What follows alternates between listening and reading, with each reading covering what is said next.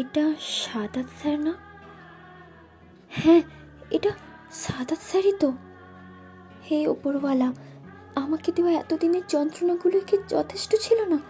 আজ কেন আবারও এই যন্ত্রণার মুখোমুখি করলেন আমাকে? দীর্ঘ 15 বছর পর সাদাতকে নিজের পাশের সিটে দেখে থমকে যায় ঐশী। এক দৃষ্টিতে তাকিয়ে থাকে লোকটির দিকে, চোখের পলক অবধি ফেলে না। পলক ফেলার সময়টুকুও যেন বহু মূল্যবান। এটুকু সময়ের অপচয় হলে যে পরে তার বড়সড় আফসোস হয়ে যাবে। ওই এক পলক দেখতে না পাওয়ার আফসোস তাকে কুড়ে কুড়ে খাবে। মেয়েটির চাহনি দেখে যে কেউ বলে দেবে কত শত বছরের তৃষ্ণা ওই চোখ দুটোর মধ্যে। সত্যিই তাই, লোকটিকে দেখা তৃষ্ণা তার আজন্ম গাথা, অথচ তিনি ভীষণ নিষ্ঠুর নির্দয় এক মানব। তার বুক ফাটা তৃষ্ণাকে উপেক্ষা করে পালিয়ে গিয়েছিল বহু দূরে, এতটাই দূরে যে তার নাগালের একদম বাহিরে। তখন কত জায়গায় সাদাতকে খুঁজেছিল ঐশী, তা একমাত্র সেও সৃষ্টিকর্তা জানেন। এতদিন পর নিজের এত কাছে পেয়েছে ওনাকে, তবুও কাছে যাওয়ার সাহস পায় না ঐশী। যদি আবারও সাদাত পালিয়ে যায়, তাকে দেখে যদি চট করে বাস থেকে নেমে পড়ে, তখন তো সে এক পলক দেখতেও পারবে না আর। তার চেয়ে বরং সে সারা রাস্তা দাঁড়িয়ে যাবে, তবুও তো নিজের একমাত্র ভালোবাসার মানুষটি দেখা পাবে। এতে তার দীর্ঘ খরা তৃষ্ণা না মিটুক, একটু তো হৃদয় ভিজবে। ঐশী দৃষ্টি ও মনোভাব দুটোই হয়তো বুঝে গিয়েছিলেন সাদাত স্যার। উদ্গ্রীব ওই চোখ দুটোতে নিজের চোখ মেলান তিনি। কত গভীর ক্ষত রয়েছে সেই শূন্য নয়নে ঢের বোঝেন সাদাত স্যার। এতদিনেও নিজের প্রতি মেয়েটির প্রচণ্ড ব্যাকুলতা দেখে খারাপ লাগে ওনার। তপ্ত শ্বাস ছাড়েন তিনি, এক হাত উঁচু করে ইশারায় কাছে রাখেন মেয়েটিকে। নিজের চোখকে যেন বিশ্বাস করতে পারে না ঐশী। যে মানুষটা একটা সময় তার থেকে পালিয়ে গিয়েছিল, আজকে সে নিজে থেকেই তাকে ডেকেছে। তড়িঘড়ি করে কাছে যায় ঐশী, নত মাথায় শানিত স্বরের সালাম দেয় সে। প্রত্যুত্তরে স্মিত হাসেন সাদাত স্যার। ওনার পেশাগত জীবনে স্টুডেন্টদের থেকে বেশ সম্মান পেয়েছেন উনি। এই যে ওনাকে দেখলেই সবাই মাথা নিচু করে ফেলে, এরা বেশ পুলকিত করে ওনাকে। রাশভারী গলায় সালামের জবাব দেন তিনি। চোখের চশমাটা অনামিকা আঙুলের দ্বারা আরেকটু ঠেলে দিয়ে বললেন, এটা তোমার টাকাতে বুক করা সিট, এখানে বসার সম্পূর্ণ অধিকার আছে তোমার। পাশের সিটে কে আছে না আছে তা নিয়ে দ্বিধা করার কিছু নেই। শিক্ষক ছাত্রী পাশাপাশি সিটে আপনার অসুবিধা হবে না স্যার? তোমার অসুবিধা না হলেই হলো। যদি একান্তই সমস্যা বোধ করতে বলো, আমি না হয় দাঁড়িয়েছি। ছি স্যার, তা কি করে হয়? এটা চরম বেমানান কাজ হয়ে যাবে। বাসের ভিতরে একটা মেয়ে হয়ে তোমার দাঁড়িয়ে যাওয়াটা বেমানান। বসে পড়ো। সৃষ্টিকর্তা হয়তো সদয় হয়েছে আজকে। ঐশীর জীবনের শেষ ও চরম সুযোগ এটা। এই সুযোগ তার জীবনে কখনো পায়নি, আর কখনো পাবেও না, কখনোই না। ধপ করে বসে পড়ে সে, ক্লান্ত শরীরটা এলিয়ে দেয় বাসের সিটে। আগের চঞ্চলতা ছিটে ফোটাও তার মাঝে নেই, তবুও মনটা বেসামাল হয়ে গিয়েছে। বুকের মাঝে ঢিপ ঢিপ আওয়াজ তুলছে। তার হৃৎস্পন্দনের শব্দ হয়তো পাশে বসা ব্যক্তিটিরও কর্ণ স্পর্শ করেছে। কেমন কাচমাচু করছে লোকটি। স্মিত হাসে ঐশী। তার প্রাণপুরুষ এখনো সে আগের মতোই রয়ে গিয়েছে। তার সান্নিধ্যে এলেই জড়সড় হয়ে যায়। শুধু পার্থক্য এটাই, আগে জড়সড় হতো বিরক্তিতে, এখন হচ্ছে অস্বস্তিতে। সাদাতের মুখোপয়ব থেকে দৃষ্টি নামিয়ে ফেলে ঐশী। লোকটাকে অস্বস্তিতে ফেলতে তার মোটেও ভালো লাগছে না। সাদাত যে তার শুদ্ধতম ভালোবাসা, আর পবিত্র ভালোবাসাগুলোতে ঠিক এমনটাই হয়। ভালোবাসার মানুষটিকে নিজের করে পাওয়ার চেয়ে তার ভালো থাকাটা বেশি প্রাধান্য দেয়। এই প্রাধান্যের জন্যই তো শেষবার সাদাতের গন্তব্য চেনেও সেখানে উপস্থিত হয়নি ঐশী। নিজেকে কঠোর করে ফিরে এসেছিল সে, ঠিক যেমন আজকে ওনাকে দেখার তীব্র আকাঙ্ক্ষা থাকার পরও দৃষ্টি সরিয়ে ফেলেছে। যেখানে তার দৃষ্টির পিপাসা পাশে বসা ব্যক্তি, সেখানে সে আধ খোলা ছোট্ট জানালার কাঁচ গড়িয়ে পিছনে ছুটে চলা গাছপালা দেখছে, আর মনে সুপ্ত ডায়েরির ভাঁজে পড়ে থাকা তাজা ক্ষতগুলো খুঁটিয়ে দেখছে। স্মৃতির পাতায় টেনে আনছে তার পিছনে ফেলে আসা অতীতকে। 15 বছর আগের কথা। ঠিক 15 বছর আগে সে প্রথমবারের মতো সাদাতের প্রেমে পড়েছিল। যেমন তেমন প্রেম নয়, এক সর্বনাশা প্রেম, যা তার পুরো জীবনটাকে ওলটপালট করে দিয়েছিল। তখন সে সপ্তাদশী কন্যা, ইন্টার প্রথম বর্ষের ছাত্রী। বয়ঃসন্ধি চূড়ান্ত পর্যায়ে, চোখে তার রঙিন চশমা। সারা বছর এদিক সেদিক করে কাটিয়ে ইয়ার চেঞ্জ পরীক্ষা তখন ঘনিয়ে আসছিল। অথচ সে অন্যান্য বিষয়গুলো আয়ত্ত করলেও গণিতের কিছুই বুঝত না। এটা নিয়ে বেশ হতাশ ছিল সে। ঠিক তখন কলেজের নতুন লেকচারার হিসেবে জয়েন করেন সাদাত। ওনার বোঝানোর কৌশলটা বেশ মনে ধরে সবার।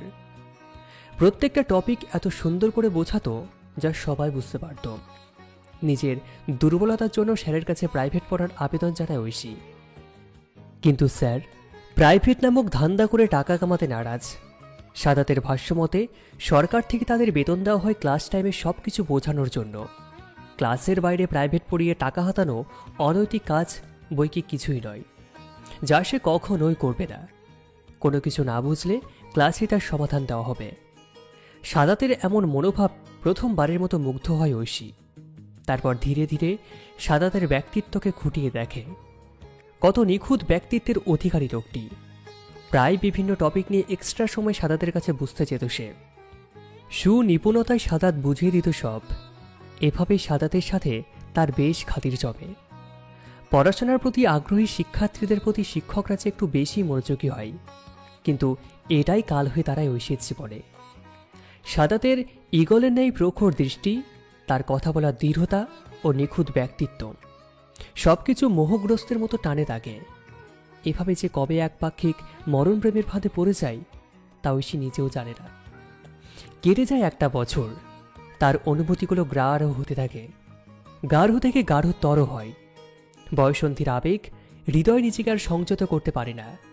একদিন হুট করে জানিয়ে দেয় নিজের সকল অনুভূতির কথা, সাদাতকে নিয়ে তার স্বপ্ন রাজ্যের কথা। নিজের অনুভূতির ভরা কলসি উজাড় করে দেয় প্রাণ পুরুষটির কাছে। বুক ভরা আশা নিয়ে সপ্তাদশী এক কন্যা ব্যাকুল হয়ে সেদিন বলেছিল, আমি আপনাকে ভালোবাসি স্যার।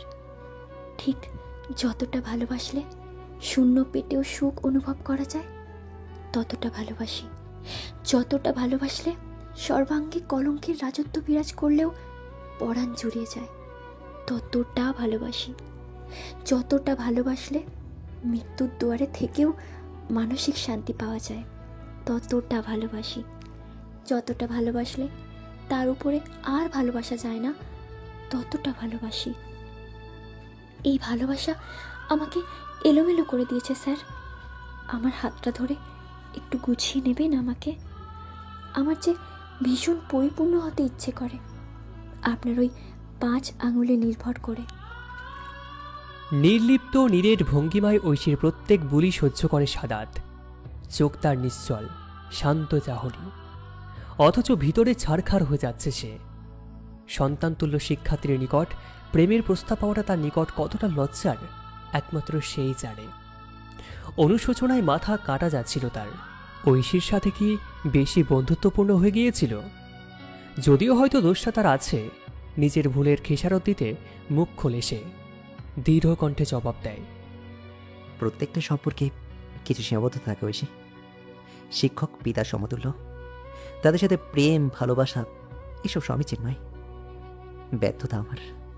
শিক্ষক হয়েও এই গুরু শিক্ষাটা আমি তোমাকে দিতে পারিনি, এই জন্য আমি নিজেও লজ্জিত। নিজের কথা শেষ করে জায়গা ত্যাগ করতে উদ্যত হয় সাদাত। পিছু ডাকে ঐশী।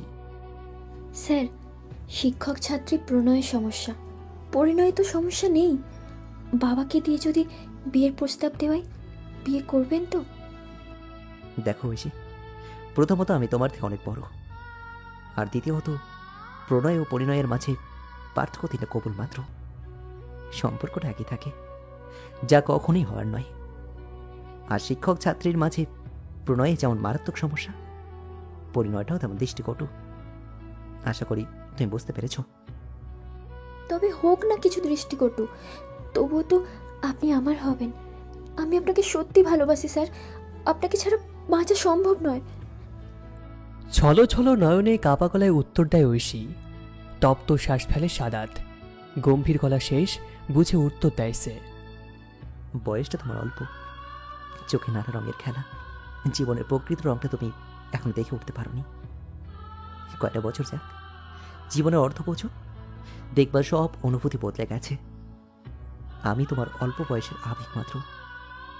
কিছুদিন গেলেই এই আবেগটাও কেটে যাবে, আমাকে আর মনেই পড়বে না। তখন বুঝবে বাহ্যিক দৃশ্যত এই রঙিন অধ্যায়টা জীবনে আস্ত একটা ভুল ছিল, যা তোমার জন্য সারা জীবনে লজ্জা হয়ে থাকবে। এক সময় নিজের উপযুক্ত কাউকে তুমি ঠিক পেয়ে যাবে, আমাকে বলে যাবে। আমি চাই না এই বিষয়টা নিয়ে আমাদের কোনো কথা হোক। আমার ব্যক্তিত্ব বিসর্জন দিয়ে তোমার সঙ্গে রূঢ় আচরণ করতে আমাকে বাধ্য করবে না। আমি তোমার অসুস্থ মস্তিষ্কের প্ররোচনা মাত্র। দোয়া করি তুমি দ্রুত সেরে ওঠো, আর ঠিকঠাক তুমি পড়াশোনা করো, অনেক দূর এগিয়ে যাও। শুভকামনা রইল। ঐশীর সাথে সেটাই শেষ কথা ছিল সাদাতের। তার কিছুদিন পর বদলি হয় অন্য কলেজে চলে যায় সাদাত। ঐশীর থেকে অনেকটা পালিয়ে গিয়েছিল বলা চলে। আর কখনো দেখা হয়নি তাদের। কতদিন কত জায়গা সাদাতকে খুঁজেছে ঐশী, পেয়েও গিয়েছিল, অথচ কাছে যায়নি। ফিরে এসেছে নিজ বাড়িতে। যে চলে যেতে চাই তাকে আটকানোর কিচ্ছু নেই। কিন্তু অসুস্থ হয়ে পড়ে সে। জীবনের প্রথম প্রেম হারানোর যন্ত্রণা চুরমার করে দেয় সপ্তদোষীকে। বুক ফাটা আর্তনাদ একাই ভোগ করে, কাটিয়ে দেয় অসংখ্য নির্ঘুম রাত। আস্তে ধীরে সময় করায়, অনেকটা মানসিক রোগীর মতো হয়ে যায় সে। ঠিক তখন সে উপলব্ধি করে সাদাতকে ভোলা দরকার। নিজের সর্বোচ্চ দিয়ে চেষ্টা করে ঐশী। পড়াশোনা নিয়ে ব্যস্ত হয়ে পড়ে, পরীক্ষায় খুব ভালো রেজাল্ট করে, ভালো প্রতিষ্ঠানে অ্যাডমিশন নেয়, ক্লাস পড়াশোনা এসবের পাশাপাশি পার্ট টাইম জব নেয়। পুরোটাই নিজেকে ব্যস্ত রাখার প্রচেষ্টা।